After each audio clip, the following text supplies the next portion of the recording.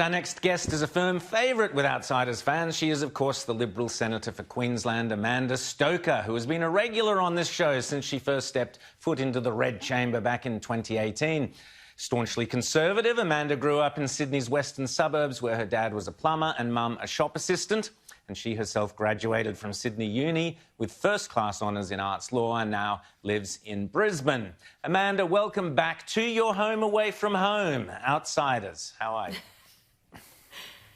Hello, I'm well. Thanks for having me on the show. It's good to have you back. Now, you can't be here in person, obviously, because you're not allowed to cross the border. What is going on with Queensland's borders? There was a heartbreaking story earlier this week involving the tragic death of one of two twins, and there was much debate that led to about the closure of the borders, people in New South Wales close to the border not being able to access healthcare. A lot of debate there with Annastacia Palaszczuk saying something about Queensland's hospitals are for Queenslanders and New South Wales hospitals for New South Wales. Not exactly the spirit of federation, Amanda.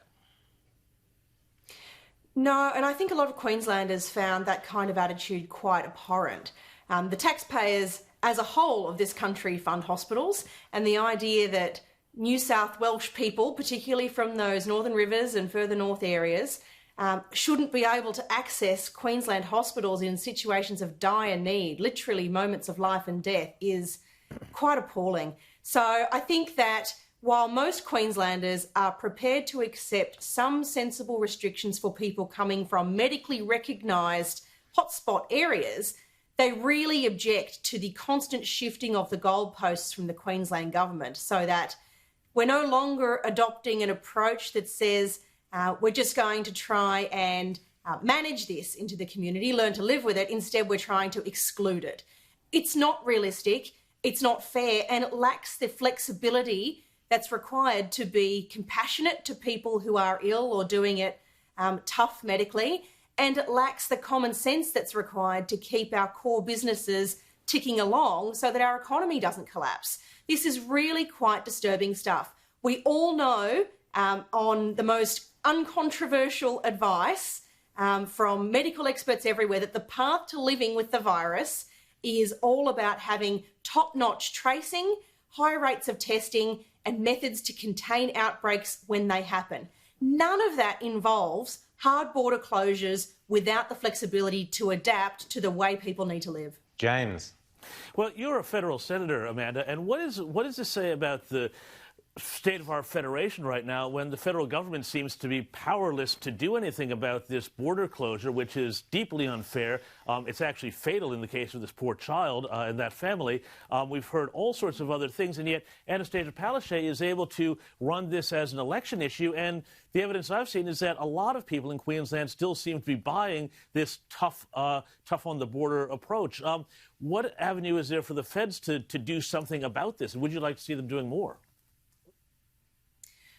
Well, the Constitution says in Section 92 that intercourse between the states shall be absolutely free. It'll be interesting to see what the High Court has to say about that.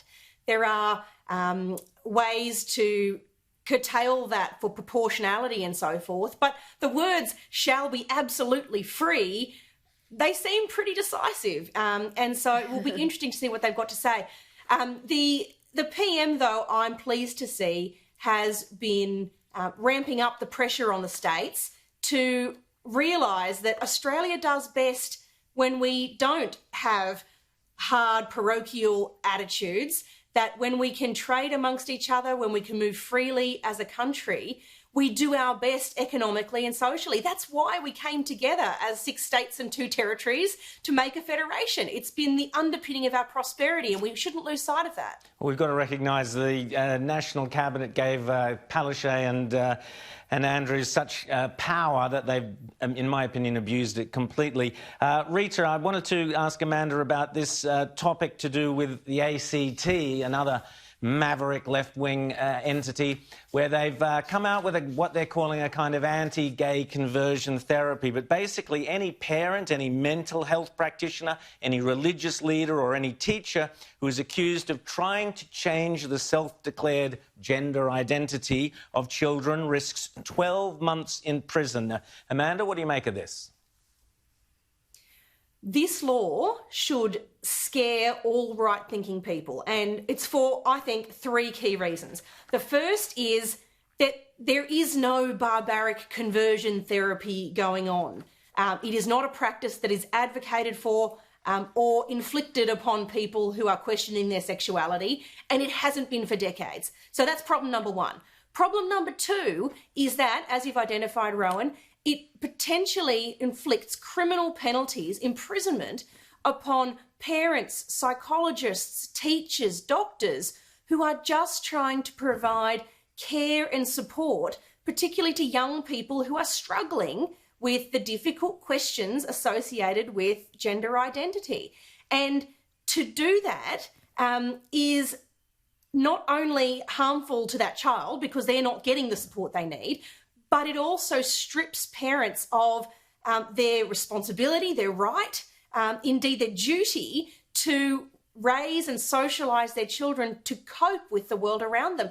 It's a terrifying thing that a psychologist could be sent to prison for providing sensible, measured care that says, well, let's just watchfully wait until your developing brain has got to the point where you can make decisions that will last for the long term.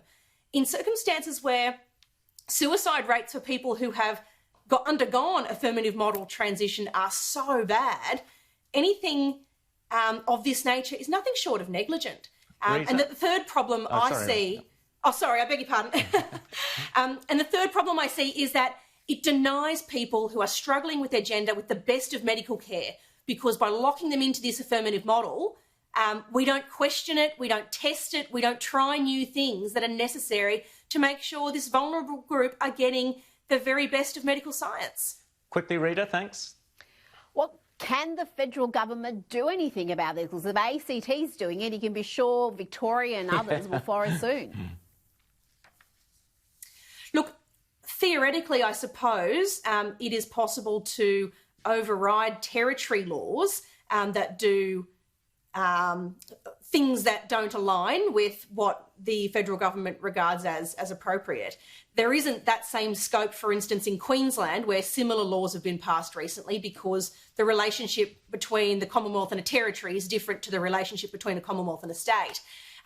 But, I mean, I think the core of this has to be that right-thinking Territorians, right-thinking Queenslanders who've all had bills like this inflicted upon them need to wise up, they need to pay attention, and they need to act with their vote. Absolutely. Until they take responsibility for this, it's going to keep going. Absolutely. Amanda Stoker, thanks so much for a decent dose of common sense from north of the border, a rarity these days. Thanks, Amanda.